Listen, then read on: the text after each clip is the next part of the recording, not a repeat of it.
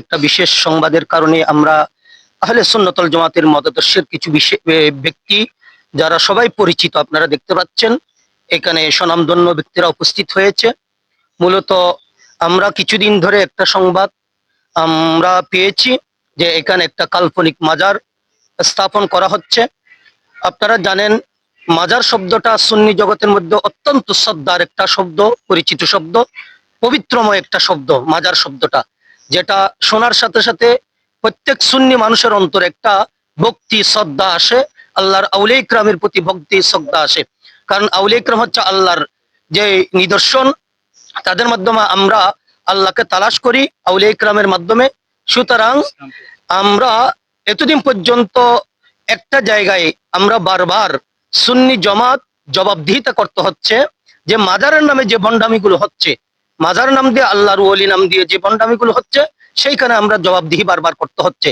সুতরাং আজকে এলাকার মানুষের কাছে আবেদন করব, অনুরোধ করব, আপনারা এই বিষয়ে আপনাদের সবচাইতে সবচাইতে এগিয়ে আসা দরকার।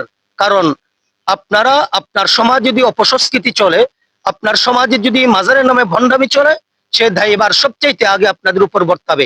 সুতরাং এই ধরনের কাল্পনিক মাজার যেন ঘরে না উঠে, প্রকৃত আল্লাহর ওলিদের মাজারের মান সম্মান যেন রক্ষা থাকে, সেই মেসেজটুকু দেওয়ার জন্য পাশাপাশি আহলে সুন্নাতুল জামাতের পক্ষ থেকে আমি প্রশাসনের প্রতি সদয় দৃষ্টি আকর্ষণ করছি, আপনারা অতি দ্রুত এর বিহিত করুন, একটা গ্রহণ করুন। কারণ এই ধরনের ভণ্ডামি যদি প্রত্যেকটা পাড়ায় মহল্লায় হতে থাকে, দেখবেন একদিন আল্লাহর প্রকৃত আউলিয়া ইকরাম যারা আছে তাদের মান সম্মানের উপর আঘাত আসবে, তাদের প্রকৃত মাজারগুলো বিলীন হয়ে যাবে।